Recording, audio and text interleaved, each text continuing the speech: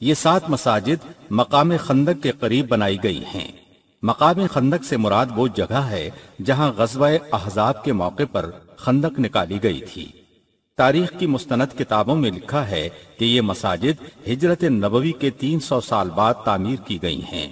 یوں ان مساجد کا نام جن صحابہ کرام کے نام پر رکھا گیا ہے ان سے ان مساجد کا کچھ تعلق نہیں۔ دوسری وجہ یہ ہے کہ رسول اللہ صلی اللہ علیہ وسلم اور صحابہ کرام کبھی الگ الگ نماز نہیں پڑھتے تھے، وہ ہمیشہ اکٹھے ہو کر جماعت کے ساتھ نماز پڑھتے تھے۔ یہ بات ناممکن معلوم ہوتی ہے کہ انہوں نے اتنی چھوٹی جگہ پر الگ الگ نماز پڑھی تھی۔ بعض لوگوں کا یہ عقیدہ ہے کہ یہ جگہیں بڑی برکت کی حامل ہیں، وہ ان کی دیواروں پر ہاتھ پھیر پھیر کر مخصوص دعائیں کرتے ہیں۔ بعض تو یہاں موجود درختوں کے پتے تک کھاتے ہیں۔ یہ تمام عمل شیطانی ہیں۔ شرک اسی کو کہتے ہیں۔ اللہ تعالیٰ کا ارشاد ہے، بے شک اللہ بس شرک ہی کو معاف نہیں کرتا، اس کے ماں سوا جس قدر گناہ ہیں وہ جس کے لیے چاہتا ہے معاف کر دیتا ہے۔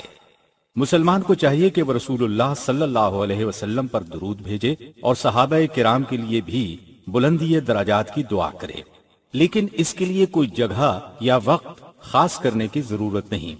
رسول اللہ صلی اللہ علیہ وسلم نے اس کے لیے جگہ یا وقت خاص کرنے سے منع کیا ہے، اس واسطے کہ یوں غیر اللہ کی عبادت کا راستہ کھلتا ہے۔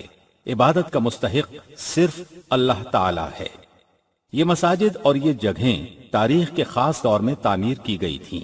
بعض لوگوں نے ان مقامات کے متعلق بے سروپا قصے کہانیاں گھڑ لی ہیں تاکہ لوگ وہاں آ کر اشیاء خریدیں، اور یوں ان لوگوں نے انہیں ناجائز مالی نفع اندوزی کا ذریعہ بنا لیا ہے۔